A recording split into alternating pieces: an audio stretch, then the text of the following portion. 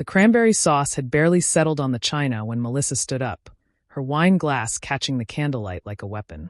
23 family members around my dining table, and she chose this moment, this carefully orchestrated Thanksgiving I'd spent 3 days preparing, to make her announcement. "I need to say something," she began, her voice carrying that particular tone I'd learned to dread over the past 2 years. My son Nathan shifted uncomfortably beside her, already sensing the storm. I set down my fork, my grandmother's turkey recipe suddenly tasteless. "Of course, dear. What's on your mind?"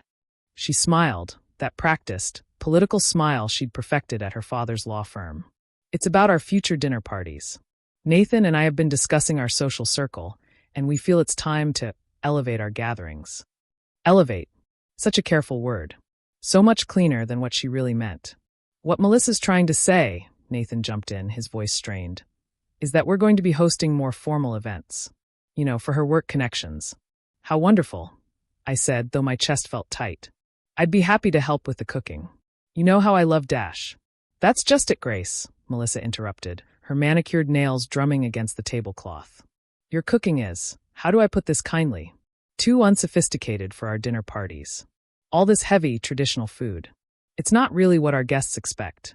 The table went silent. My daughter Emma's fork clattered against her plate.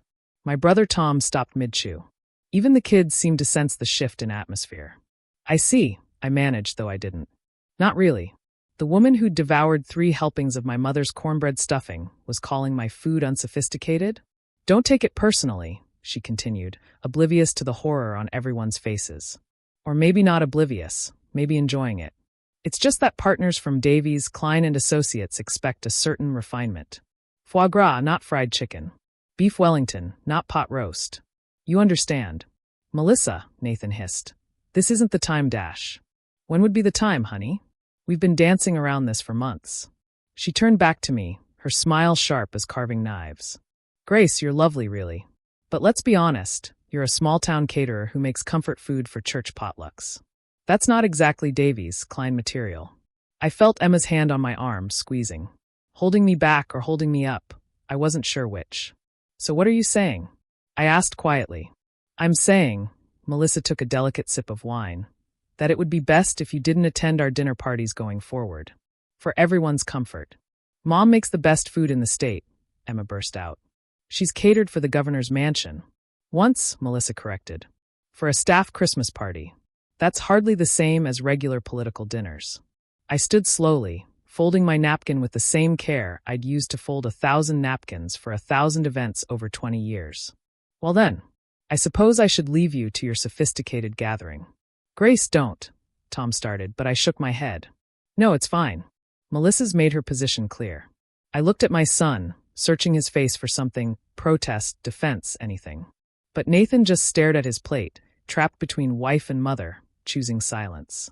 I left my own Thanksgiving table with as much dignity as I could muster, grabbing my purse and coat while 23 people sat in stunned silence. Only when I reached my car did I let the tears fall. 3 months. That's how long I waited for Nathan to call and apologize. To say Melissa had been wrong, had too much wine, had reconsidered. Instead, I got texts about the weather and careful conversations that danced around everything that mattered. Meanwhile, Melissa's social media filled with photos of their dinner parties. Catered affairs with molecular gastronomy and artful plates that looked like museum pieces. She tagged them #elevated dining and #sophisticated tastes. Each post felt like another twist of the knife. But I didn't wallow. That wasn't my style. Instead, I threw myself into my business, Grace's Kitchen, the small catering company I'd built from nothing after my divorce 15 years ago. If I wasn't sophisticated enough for Melissa's world, fine. I'd make my own world bigger. That's how I met Patricia Westbrook. She walked into my commercial kitchen on a Tuesday afternoon in February, wearing a coat that probably cost more than my car and an expression of determined interest. "Mrs. Grace?" she asked, and I nearly dropped my mixing bowl. "Mrs. Westbrook?" I recognized her from the society pages, and from Melissa's carefully curated Instagram. Patricia Westbrook, managing partner at Davies, Klein & Associates. Melissa's boss. More importantly, Melissa's mother. "Please call me Patricia." She surveyed my kitchen with sharp eyes. "I have a business proposition for you." I set down the bowl, wiping my hands on my apron. I'm listening. I've been following your work. The governor's staff party, yes, but also the Hartley Foundation Gala last month. The Riverside Hospital fundraiser. The veterans benefit that raised $200,000. She smiled, and unlike her daughter's smiles, this one reached her eyes. You've been busy. I do my best, I said carefully. Your best is exceptional. That's why I'm here. She pulled out a folder, setting it on my stainless steel prep counter. I want to invest in your business. Expand it.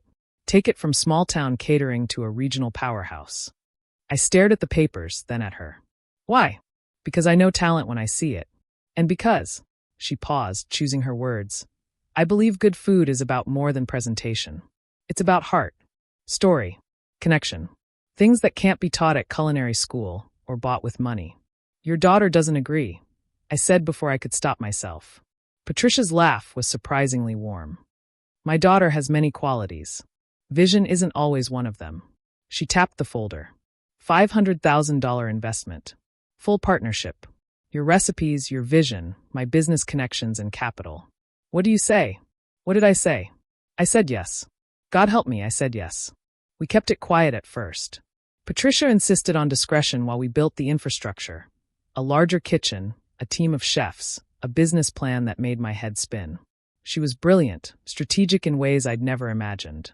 We complemented each other perfectly. My culinary instincts and her business acumen. You know, she said one evening as we tested recipes for a pharmaceutical company gala. Melissa has no idea what she gave up. She made her feelings clear, I said, adjusting the seasoning on a sauce. Her loss. Patricia tasted the sauce, her eyes closing in appreciation. My God, Grace. This is extraordinary. Within 6 months, Grace and Patricia's table had contracts with 3 Fortune 500 companies, 2 hospitals, and the state university system. We hired 20 employees. We opened a second kitchen. We were featured in regional business quarterly as the unlikely partnership revolutionizing corporate catering. The morning the Business Partners of the Year announcement came out, my phone exploded. Emma called screaming with joy. Tom sent 17 exclamation points. And Nathan. Nathan finally called. Mom, his voice was strange, choked. I just saw the news. Hello, Nathan. I kept my voice neutral, professional. Like I'd learned from Patricia. Business Partners of the Year? With Patricia Westbrook? Melissa's mother? Yes. But how? When? Melissa never said anything about her mother investing in catering. I smiled, remembering Patricia's words. Let's see how long it takes my daughter to notice what's happening right under her nose. Melissa made it clear she didn't want me in her sophisticated world, I said calmly. So I built my own. Turns out, Patricia thinks I'm sophisticated enough. Mom, I'm sorry. About Thanksgiving. About everything. I should have stood up for you, Dash. Yes, I agreed. You should have. The silence stretched between us, filled with all the dinners he'd attended without me. All the photos Melissa had posted of their elevated gatherings. She wants to talk to you, he said finally. Melissa. She's upset. I imagine she is. I glanced at my calendar, packed with events Patricia and I had booked. I'm afraid I'm very busy these days. Perhaps she could email my assistant. Mom, please. She didn't mean Dash. She meant every word, I interrupted. And that's fine.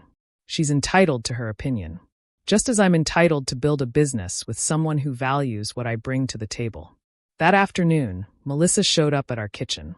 Patricia was in the office, and I was supervising prep for a tech company's product launch. She stood in the doorway like she'd swallowed something bitter, designer suit immaculate among the controlled chaos of a working kitchen. Grace, she began, and I held up a hand. Mrs. Morrison. Or Chef Morrison, if you prefer. We're not family anymore, remember?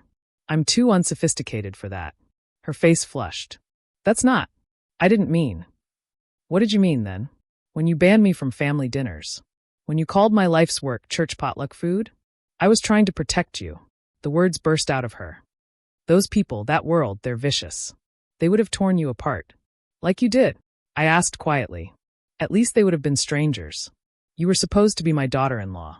Patricia appeared in the office doorway, taking in the scene with one glance. Melissa. What a surprise. Mother. Melissa's voice went sharp. How could you? Go behind my back like this? Behind your back? Patricia laughed. Darling, I've been eating at Grace's events for months. You were just too busy with your molecular gastronomy to notice who was actually feeding your city. This is revenge, Melissa accused. Both of you, punishing me dash. This is business, Patricia corrected. Good business. Grace and I have built something remarkable while you were busy being embarrassed by the wrong things. She's my mother-in-law. No, I said firmly. I'm not. You made that very clear at Thanksgiving. I'm just a small-town caterer who makes comfort food. Remember? Melissa's carefully composed facade finally cracked. I was trying to fit in. Do you know what it's like, being the youngest partner at the firm? Having to prove myself every single day?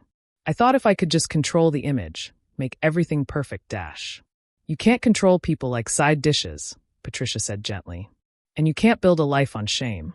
I'm not ashamed. Then why ban Grace? Why hide where you came from?